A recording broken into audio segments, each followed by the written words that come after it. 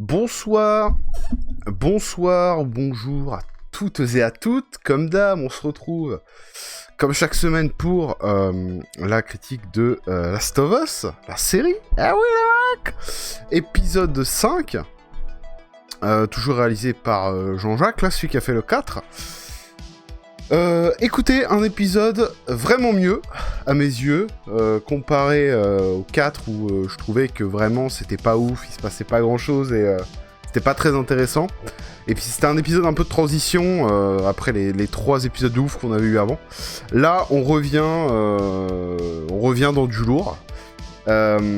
Épisode qui va donc introduire Henry et Sam, le duo de Brothers. Qu'on avait dans le jeu, hein, évidemment. Alors, ils ont modifié quelques trucs. J'ai trouvé que c'était un peu gros, un peu trop. Dans le jeu, en fait, on n'avait pas vraiment l'histoire de ces deux personnages. Là, l'épisode commence où, en fait, on nous montre un petit peu leur vie quelques jours avant la rencontre avec Joël et Ellie.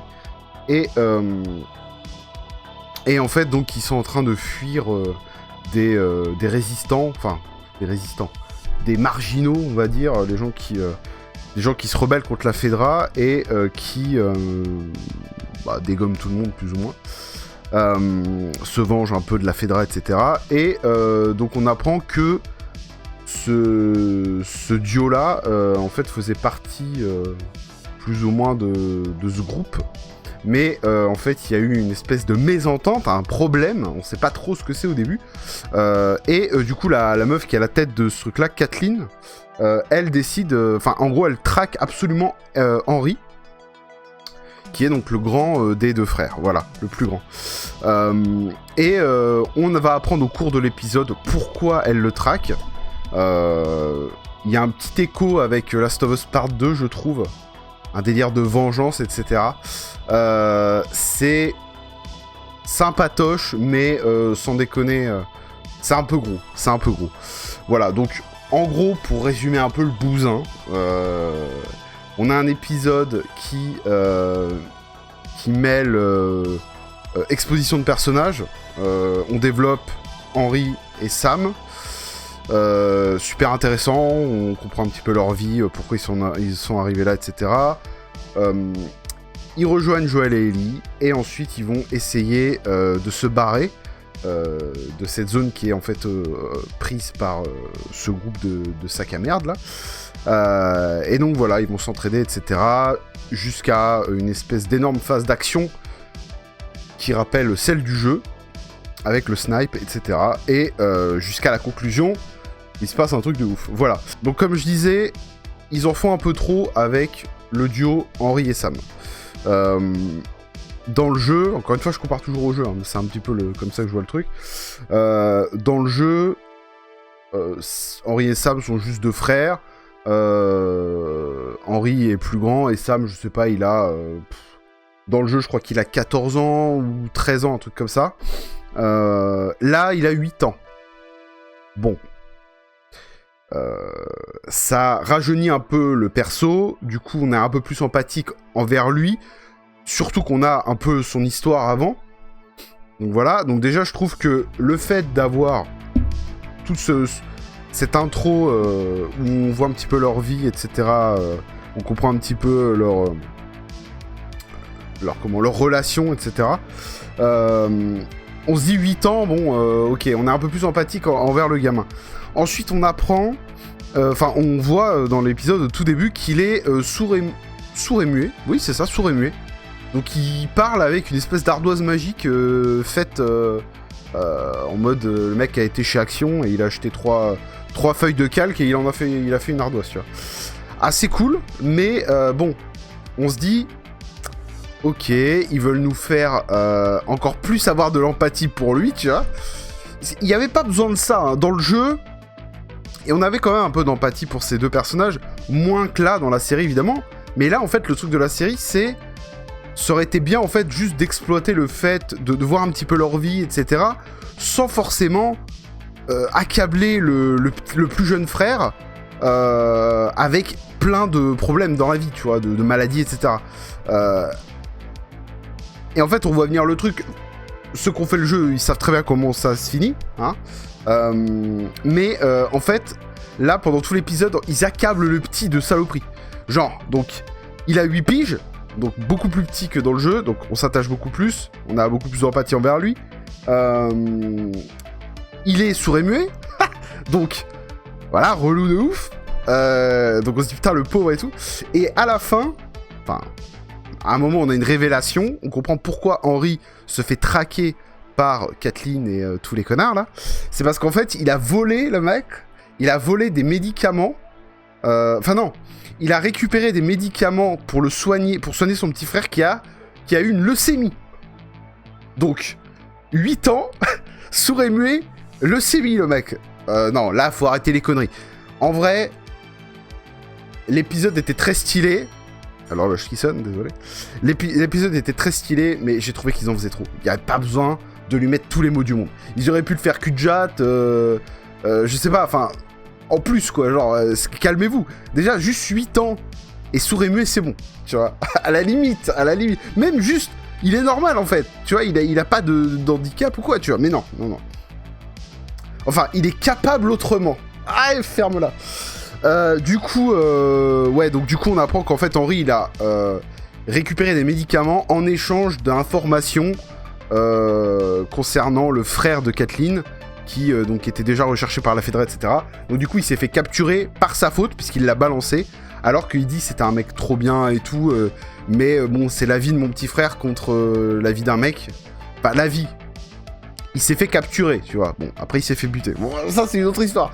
Et du coup, Kathleen veut se venger, parce que le gars, il a dénoncé son frère, du coup, son frère est mort. Pour sauver son petit frère à lui. Alors, tiens, t'as compris le délire. Mais l'autre, non. Elle se dit, non. Non, et surtout que son frère lui a dit avant de mourir, à Kathleen, je le pardonne, c'est normal ce qu'il a fait, j'aurais fait la même chose. Enfin, il dit pas j'aurais fait la même chose, je suis en train d'inventer des trucs, mais en gros il dit je le pardonne, tu devrais le pardonner, tu vois. Sauf qu'elle dit bah en fait non, nique ta mère. Ah d'accord. Donc du coup elle souille un peu la mémoire de son frère, et c'est complètement débile. En fait ce personnage, Kathleen, fait tiep de ouf. Et elle se fait tuer d'une manière très stylée, donc très content que cette merde ne soit plus dans la série, tu vois, parce que vraiment, pire perso de l'histoire, hein. C'est... on est en fait... C'est pour ça que je dis qu'il y avait un parallèle avec The Last of Us part 2, parce que c'est une histoire de vengeance bête et méchante, tu vois. C'est la meuf qui veut se venger, parce que... Enfin voilà, et en plus je trouve que Henry... Du coup, il a fait un truc quand même honorable. Il a sauvé son petit frère. Bon, certes, il a poucavé, mais tout le monde aurait fait pareil, tu vois. Donc, je trouve que ça fait tiep. Bref. Mais du coup, ce qui est encore plus tiep, c'est qu'il y a plein de soldats qui suivent Kathleen. Parce que c'est la leaduse du groupe, tu vois. Donc les gens, ils disent non, mais t'as raison. On te suit. T'es cool, on te suit. Mais non, elle est pas cool, elle est une connasse. Donc arrêtez de la suivre, s'il vous plaît. Bon, heureusement, il y a une énorme scène d'action. Donc on retrouve une scène d'action comme dans le jeu, où on a l'espèce de grande rue qui descend, avec des bâtiments sur le côté, et au fond, en bas, on a une baraque, une grande baraque, avec en haut un mec qui snipe. Et en fait, bon, il y a cette phase dans le jeu, on contourne normalement avec Joël pour arriver dans la maison, et on bute le mec au snipe. Et ensuite, Ellie, Sam et Henry se font attaquer par des infectés, je crois qu'il y a même des mecs aussi de la Fedra, etc., ou des connards, bon bref, il y a des gens qui viennent les bosser, et nous on doit les dégommer au snipe. Ils ont refait cette scène dans le jeu, dans la série, putain, je suis vraiment un tas de merde, et très stylé. Très, j'ai kiffé ma race, cette scène, surtout qu'ils l'ont faite de nuit, alors que dans le jeu c'est 2 jours normalement, là ils l'ont faite de nuit, du coup ça rend les choses, je sais pas, il y avait un côté un peu plus mystérieux et tout, c'était pas mal, et donc du coup on a une énorme scène où donc t'as tous les connards qui viennent essayer de buter Ellie et compagnie, et en fait ils vont se faire arrêter, tout le monde va s'arrêter parce qu'il y a un espèce d'énorme fossé qui se creuse à un moment, il y a une bagnole qui se fait engouffrer dans un fossé, et ressort de ce fossé des dizaines et des centaines d'infectés, des claqueurs, des machins, qui viennent bosser tout le monde, tu vois. Donc ça c'est très stylé, scène d'action de ouf et tout, et on a deux scènes très stylées. la scène du Colosse. Monstre qu'on attendait tous de le voir dans la série, tu vois. Le Colosse arrive. Bon, il est en CGI, malheureusement, ça se voit un petit peu, mais bon. En vrai, il est ultra bien fait, il est beaucoup plus réaliste, je trouve, que les claqueurs qu'on avait vus au début, dans les premiers épisodes. Je trouve que là, vraiment, le Colosse... En plus, encore une fois, comme c'est la nuit, il y a des effets de lumière avec des flammes et tout. Il est très stylé, il est ultra mis en valeur, et puis la façon dont il arrive et tout, et qu'il rush les mecs en les dégommant, il arrache des têtes, enfin il est incroyable, donc très très stylé. Et on a une scène qui est limite une scène un peu d'épouvante, vraiment. On a Ellie qui va se cacher dans une bagnole, et on a un infecté qui rentre dans la voiture. Mais c'est une gamine, en fait. C'est une gamine claqueur, plus ou moins. Je sais pas si elle est claqueur, mais je crois qu'elle a une gueule vraiment de claqueur, tu vois. Bref, elle rentre dans la bagnole, donc Ellie va à l'arrière de la bagnole, elle est cachée et tout.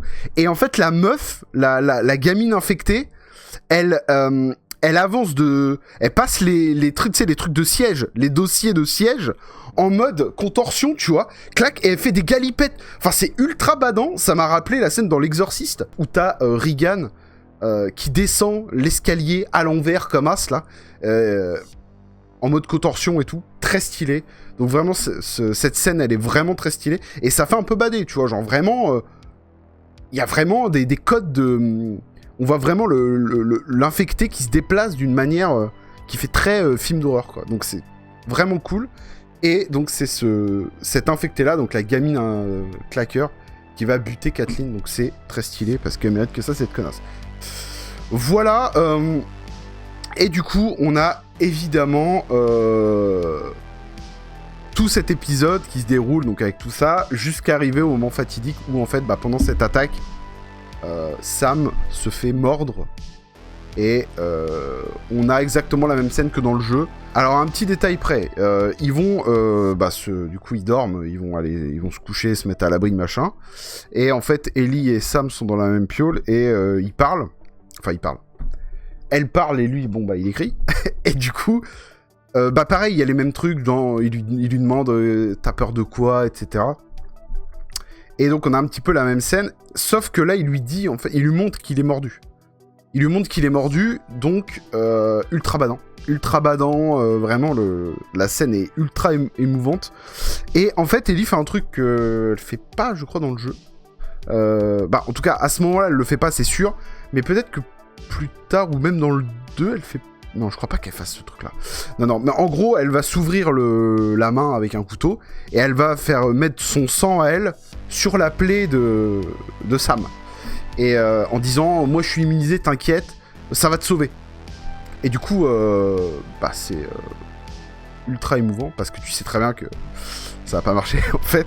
Et donc le lendemain, on a la même scène, du coup, là, que dans le jeu, où Ellie se réveille, il y a Sam qui est de dos devant elle, et il lui saute dessus, il est infecté, et du coup, ils débarquent en train de se bastonner dans la salle où t'as Henry et Joël, et même scène.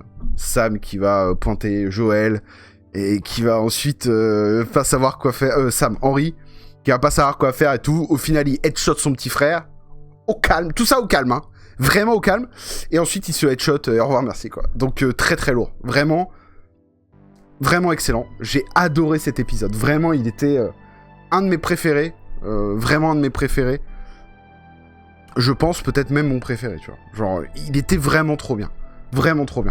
Donc voilà, écoutez, ce que je peux en dire, je pense pas avoir d'autres trucs en tête.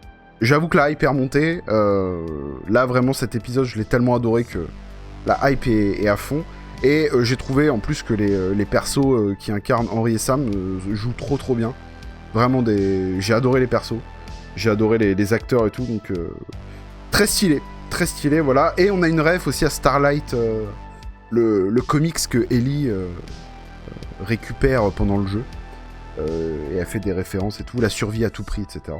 Donc ça, c'est assez cool aussi d'avoir ces refs-là, c'est stylé. Voilà ce que je pouvais dire de cet épisode 5. J'espère que la vidéo vous a plu. N'hésitez pas à me dire ce que vous en avez pensé dans les commentaires.